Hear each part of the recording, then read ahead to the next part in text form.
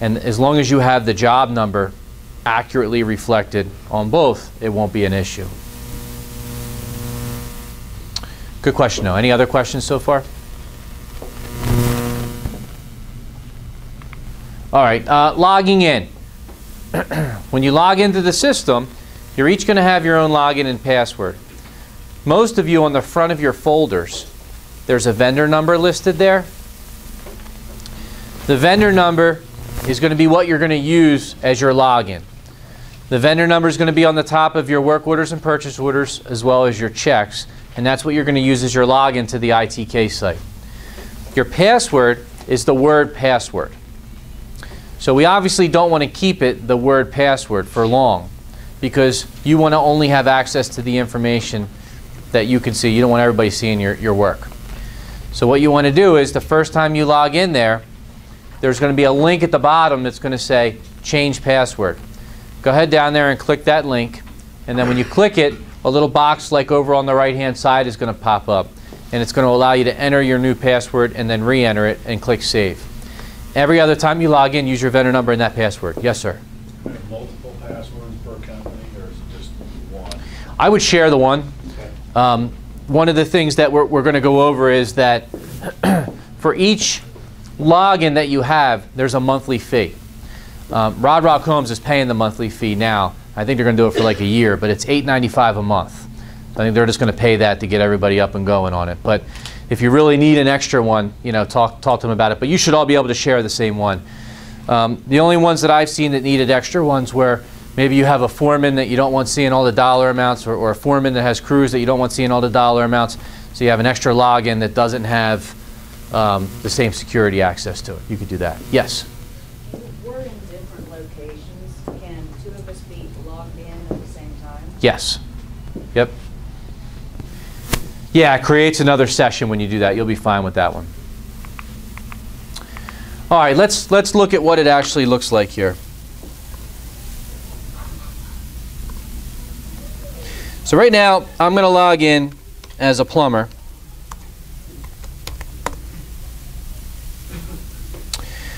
I'm going to use my my demo system to get started, and then I'm going to go back to Rodrock system and show you. Reason being is when you go live with Rodrock system, it's going to give you your job starts for your sales selections, and it's going to give you your schedules. The rest of the stuff is going to come over the next couple of weeks to the next couple of months. But for this overview, for the next few minutes before we break, I want to give you a sample system that has everything populated so that you can see what you're going to get out of it over the next couple of months when we start really using everything. The first thing you're going to do every day, the most important part of this, is check your dashboard. Your dashboard is going to give you everything that you haven't seen yet, and it's going to provide you the capability of clearing the things that you have seen. All right, so your dashboard's really important. What's new to me today? In our last class, we had a number of people here that work for some builders that use some systems that do a lot of auto emailing. We've chosen during this implementation to not really do any auto emailing. There's a lot of things that happen with email that can get in the way, but this is solid. Every time you come in here, you know it's the real life information that's out there. I'll give you an example. We're leading up to this session here, and I'm trying to prepare this session with Paul and Erica and Brooke and get everything going, and we're sending back and forth emails like crazy. And people from my office are sending emails. And all of a sudden, I start getting, I look in my junk mail, I have all these rejections from Rodrock Homes. And I realized that every email I sent Rodrock from Sunday till yesterday was rejected back to me because Rodrock Homes server interpreted the extension of my email as a potential spammer because there was so much email going back and forth. So that's just one of the problems with email. So we don't want, you know, right now you're getting emailed schedules. And you got to piece and paste a bunch of emails together or print a bunch of things out. We don't really want to do that. We want you to just check this, and that's where you would get your sole source of work. The first thing that you see over here on the right are vendor notices. You know, right now when you sign the back of your paycheck, there's a release of lien blurb down there. I don't know if you've ever read that or not, but you're releasing your lien when you sign the back of each paycheck. What might happen in the future, and we're not going to go live with accounting for a while, is you might have a document here that's called a lien waiver. the lien waiver would require you to sign it. The lien laws are kind of funny and they're state specific. So they might require you to sign it and then somehow get it back to them, either deliver it to them before you pick up your next check, scan it and send it, or fax it, or whatever you want to do. But that's where you could download lien waivers should they choose to roll those out. The next thing you'll see up here is reminders. Your insurance is about to expire in the next 60 days, in the next 30 days, the next 28 days. So it gives you a heads up on that. Maybe a W-9 wasn't received this year. So it gives you these heads up. When you see these reminders, get in contact with Danny in accounting and make sure you square away those reminders, because they'll keep popping up on you. And they'll pop up on them on their side as well. The next thing you see here is today's scheduled tasks. So this is important because if there are 75 houses in the ground right now and 3/4 of them didn't reach your specific phase yet, there's a lot of things you have up in your pipeline going on. So what this is telling you is these are the items that you need to think about over the next 5 days, the next 5 working days.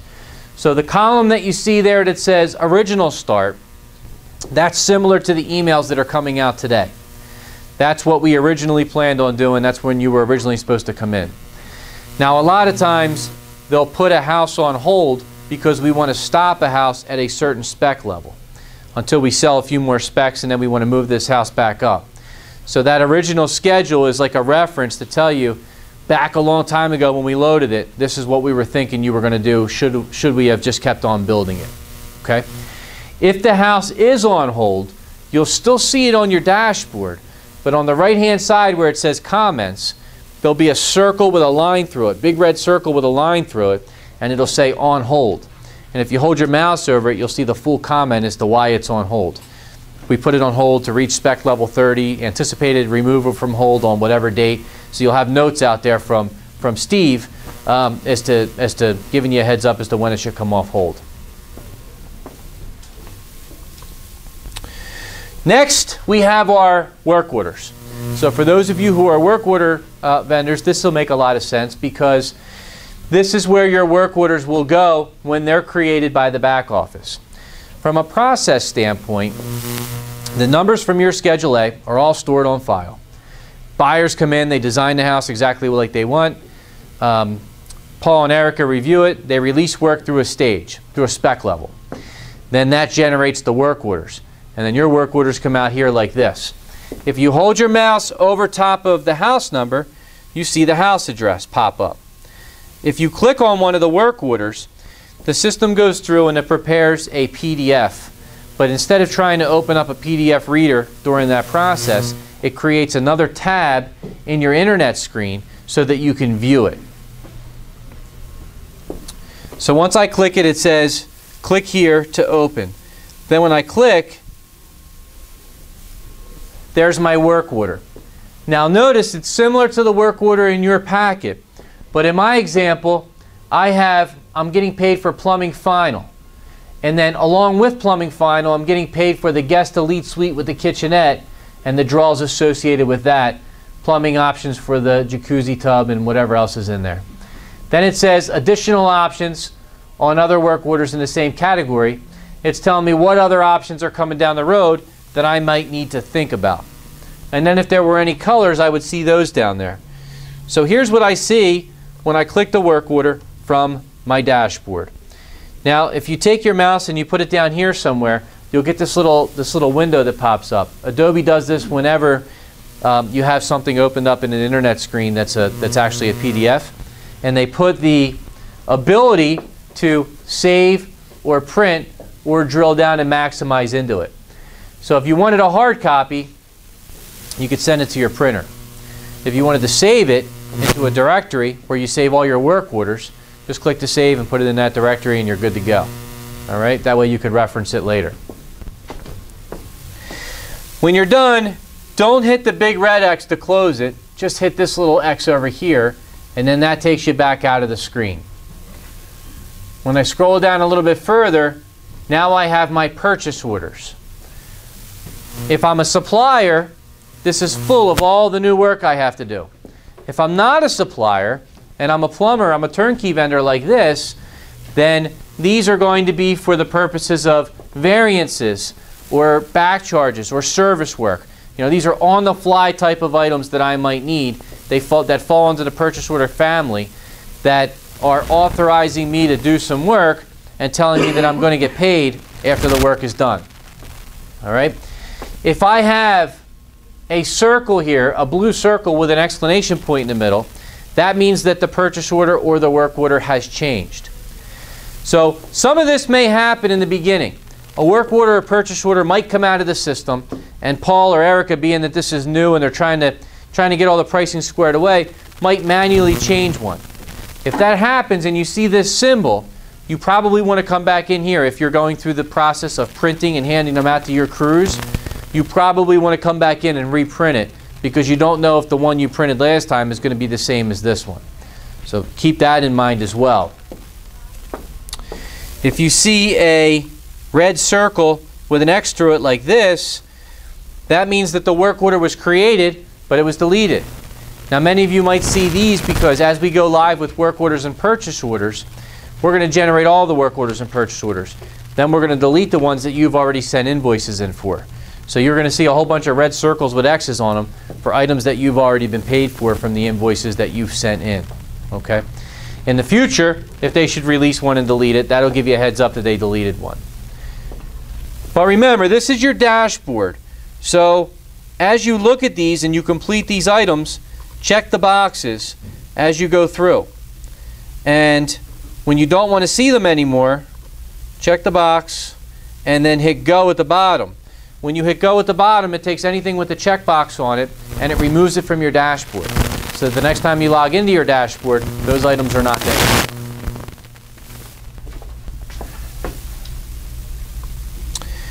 And down the bottom, we have what's called service orders.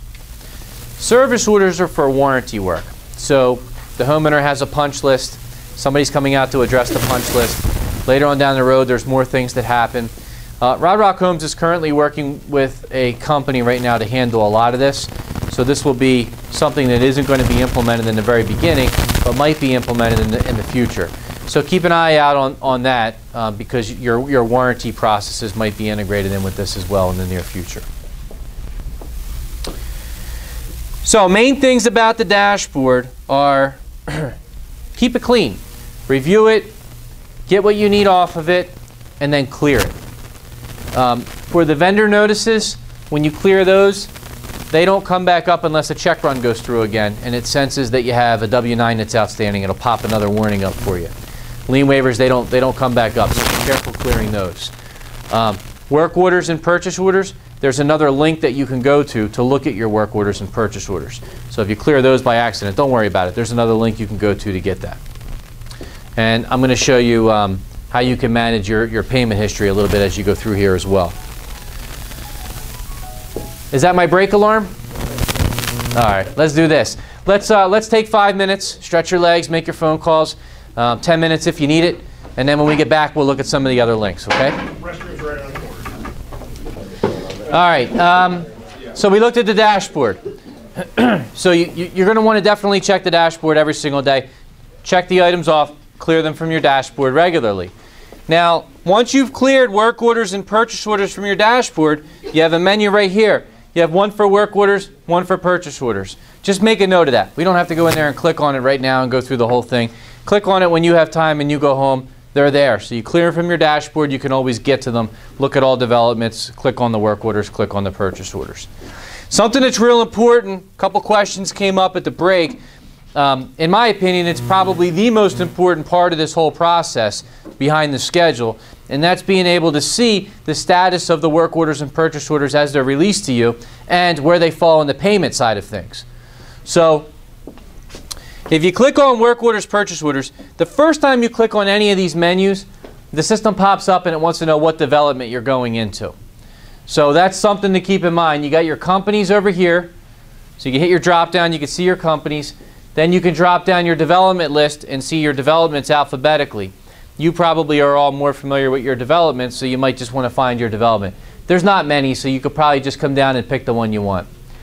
Once you do that, it'll load over. Remember, we're in work order, purchase order status history. Write this one down, because at the end of every class, everyone always says, hey, when you showed us that whole payment thing, what was that screen called again? There's a manual on it, but work order, purchase order, status history. The benefit of this is once we actually start releasing these work orders and purchase orders, that's when you get the benefit from this. The idea here is that you could say one or all developments. And rather than just me click around and tell you what I'm clicking and confuse you, the reason why you come in here is you want to see what work has been released that hasn't been approved by a superintendent yet. What work that's been released for you has been approved by a superintendent. And of that work that you've done, what's been paid so far? All right, this is how you manage all that stuff. So you can do it by development. I'm going to say all developments, all houses. And over here, I'm going to say open but not approved.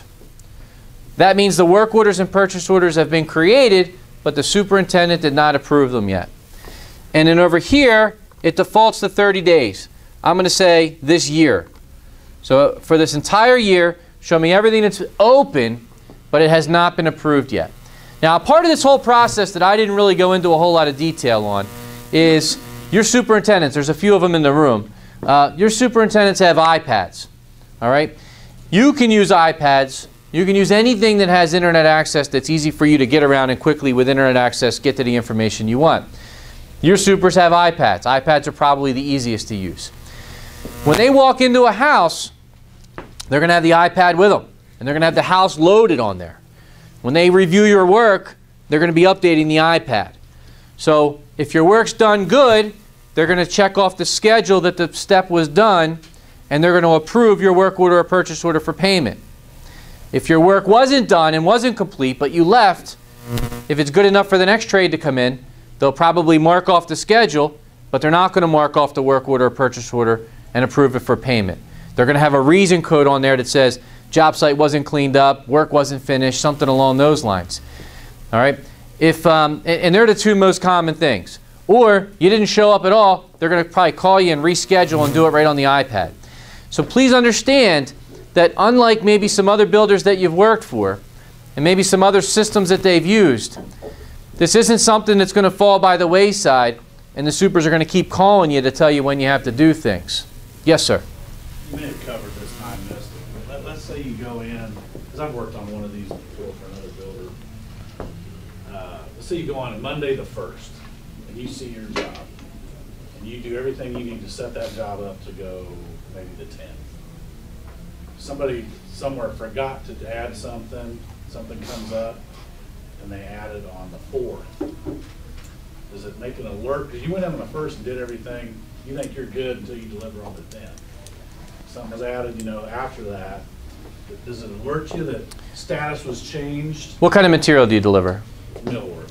So you delivered a millwork. So you're saying you went in there on the 1st, you roughed everything in, your material's there, it's good, it's ready to go, ready to be installed, and then the buyer picked crown molding in the living room on the 4th. Yeah, because a lot of times I'll get stuff a couple weeks ahead if I can. Okay. Once I'm done, okay, I've kind of forgotten about that, and I go into the next one. That's an excellent question. I think it can apply to all of us. The way that we handle this is, if we were a standalone scheduling system, there'd be no way we could handle it. If we were a standalone sales system, there'd be no way we could handle it.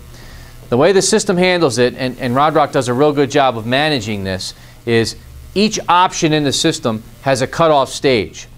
Each work order and purchase order that's produced is produced through a stage. So when your batch goes out, it cuts off a whole bunch of options that are impossible to sell once it goes out. So you mentioned that you ordered the millwork a little bit ahead of time. I think we're all going to have to think about these processes, and we all might have to tweak some processes. You're still probably good in ordering it ahead of time. It's just how far is going to be the question, and you might have to work with Paul on that and Steve. But what we want you to do is don't order your stuff until you get the work order or purchase order. If you think you need more lead time than what the builder's given you, let the builder know. No, that's what I mean. Once you've gotten a work order, because there's been stuff that's happened, you know, they spindle change or something, that after, you know, the job was sold, stuff comes up. I would never do it before a work order was issued. But, you know, between, let's say, the 1st and the 10th, yeah, from work order being issued to being delivered on the job, something comes up. Something comes up. I just want to know if you go in there, will we be able to say, hey, something has changed under your scope of work? Yes. Yeah. Yeah, the answer to your question is that it will be communicated. The idea for Rodrock is to not do those spindles or not do those things in that short period of time. If for some reason that it did, they could create a manual purchase order to append. But in order to get that stuff through, the designer who sold it would have to do a custom option request. Purchasing would approve it. Steve would approve it. That custom option request would generate a brand new issuing authorization of work to go along with your first one. And you'd have a change order notification on the dashboard. So all that stuff would happen, and they'd probably call you too. Right, Steve? Absolutely. Yes. I have, on the schedule, you're saying that the superintendents go through and they check off if that trade is done. Yes. My question is, does the schedule change if the superintendent doesn't check that off? Does it push any dates back? Does that, You're asking an excellent question. We leave it up to Steve. There's only one way he can choose. Right now he's experimenting with a non-push, which means that if the superintendent didn't check it off today at all, then it doesn't push. It just stays still. That's what he's experimenting with now. If he decides that he wants it to push, then at midnight it will push and it will reschedule till the next day and push everybody else back too. Because, you know, I'm at the very end of the jobs. And, you know, like Danny, Gecko, you know, the hardwood floor guys, if trades don't get like a little job part done and say it doesn't get checked off, that's just going to keep pushing our dates back. And then all of a sudden, boom, you got to be in a week early. Well, right, and then I'm worried about miscommunication, even though I know this is supposed to help that, then it's not communicated back to us, oh no, we are supposed to be on this date, but yet our schedule's showing 5 weeks later. And I totally get that, and we all see that. Right. That's the purpose of the iPad. Instead of going sitting in the garage somewhere like they have traditionally and whatnot, Right. scheduling that out, hey, when I get a chance, I might do it 3 days from now, I might do it a week later. It's every day they're getting it. Or it doesn't work correctly if you don't. That's, I guess, Yeah. that's my concern. Yeah. And that's a huge concern for me because, you know, closings get changed all the time, you know, because homeowners, oh, I want it moved up a week, and then it doesn't go down the process, and we... That'll still change. If you get something like that, where we're going to move up a day, that might still be a phone call. Instead of, Okay, hey, we're moving the yeah. schedule up, but hey, we know that's a right Because now. I understand the system. Yeah. My trade is just not as detailed as everybody else here. I mean, I'm just the cleaning lady and do the windows. So that's what I'm concerned with, because when these guys screw up, it messes me up. Sure. Like you wouldn't believe. Sure. So I have to jump through hoops. I have to. Well, if you're pushing all around and everything, you know, you just got to let Steve know. And So I still may be a typical phone call saying, you know. But in general, it should work. And like I say, Okay, okay. absolutely. we're That's hoping the that, only thing I'm worried about. we're hoping that, like, you know, like the 80-20 rule, like it's gonna just work, and then that 20% of the time where the homeowner does move it up or back or something, you'll get the So phone as of call. right now, you don't have it set up where, say, if Al has a super busy day and he didn't get to check that one box, We'd be yeah, and that's it's what we're not talking going to about. be pushing my Or date else sick, back. or whatever happens. Okay. It keeps on. It keeps. Yeah. It Okay. stays put, and then you can all keep on hitting your dates. Okay, gotcha. Does that make sense, everybody? Yes, sir. My PO amount changed 3 Things times out before I right came now, to the right? meeting today. Really? What trade do you do? I'm in the sod business, we fight mud, and it changed 3 times. All right. Well, you might be the exception to the rule for half of what I'm talking about. I mean, that's no lie. I know. I understand. Sod's hard. Dirt's hard. Those things aren't as easy as say, you know, what are we going to charge for the gutters, or what are we going to charge for the fireplace? So, for those, there's a couple ways of handling it. One is you keep on sending in an invoice and just check your schedule up here.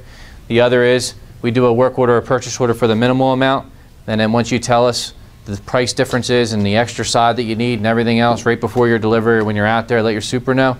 They can type in a VPO for the difference, and then you end up with 2 POs. So you end up one with like a baseline that's always like right at the bottom tier level, works most of the time, and then there's another one on top of it for the extras. So did you know what direction Paul wanted to go in? Yeah, that makes sense. That's what he was talking Same about thing last there time. Also, same way. There's no way to control that. There's no exact. Yeah. Landscape too, yeah. Landscape, dirt, gravel, See, there you go. all those things. Very good questions. All right, on here now. So your question was, buyer adds something right in the middle, right before you're about to install or deliver your parts and pieces. There is a change notification for that. We'll look at that. Good question on the schedule push. We'll address those two. I want to focus back on this for a minute. I'm in that screen where I told you where you're going to see the status of all your work orders and purchase orders and where we're at. I looked at the last 12 months, open but not approved. So what I'm looking at here is I'm looking at all my work orders and purchase orders that have been released, but the superintendent did not approve them yet. Okay, that's real important to me. If a super did not approve work out there, I want to make sure if they didn't approve something I did.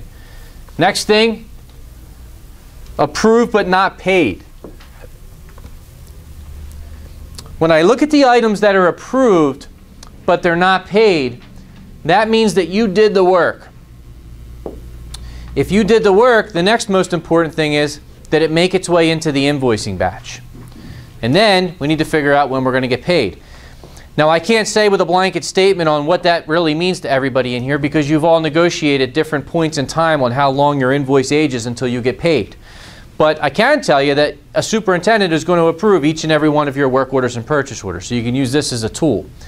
And I don't think there's anybody here that has to wait more than 60 days after the work is done in order to get paid. So I think it's a good general rule of thumb to say, if my work has been approved but not paid, that is cash I should accept at least within the next 60 days. All right? Then I have paid only. When I look at paid only has the amount that it was paid for, the check date, and the check number that paid it. So this is a good way for me to manage work that's out there that I still have to do. Work that's done, which would normally have been invoices and bills that you would have sent in. You get a nice little report of those. And then what you've been paid for afterwards. So you can link it up with your systems. Now, I gave an example earlier of if a superintendent walked into a house and they didn't think your job was done to the point of being able to sign off on your work, but they certainly don't want to hold the schedule up, they're going to mark your step off as complete, and they're not going to approve your work order or purchase order for payment. When they do that, they're going to give you a note on the reason why they're not approving it for payment.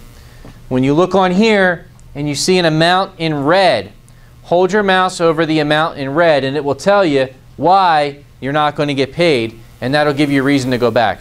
Most of you already know. Maybe you didn't finish at the end of the day, but the next guy still has to come in. Super comes in the job, checks off that the schedule step was done, doesn't approve the work order. You come in there at the same time as the next trade the next day, button up your stuff, and you're gone.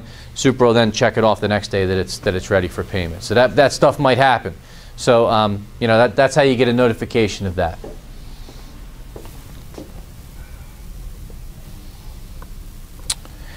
All right, back to the schedule. If I click on my calendar and I look at the month of November, I can see what I'm doing. Now, in the beginning of the presentation, I told you it was real important for Rodrock Homes to be able to communicate to each and every one of you the resources that they're requiring from you, right? So what the calendar is going to do is it's going to tell you where you have to be on each day. So it's the same thing as you handwriting a calendar right now from those emails that they're sending you so that you can look at something all in one big shot. The items that are in green are the start of a multi-day task. The items that are in red are the completion of a multi-day task. The items that have a bullet next to them are tasks that start and end on the same day. And if you hold your mouse over any of these, it pops up with the home address, the start date, and the scheduled finish date of each of these tasks. Okay? One thing that I wanted to mention over here, I skipped through this a little bit on the last screen, the work order, purchase order status history. I talked about it, but I didn't actually show you. When the work orders are created, here are the amounts. When the superintendent approves them, the amount comes over here to the approved column. It just comes right over, it replicates. When Danny takes the batch and sends it through the invoicing program, you get to see it here that it's on the invoice side.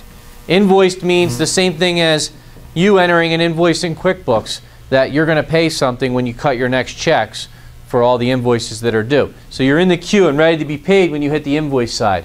Then when a check is cut, you get the amount that you're being paid for with the check date and the check number.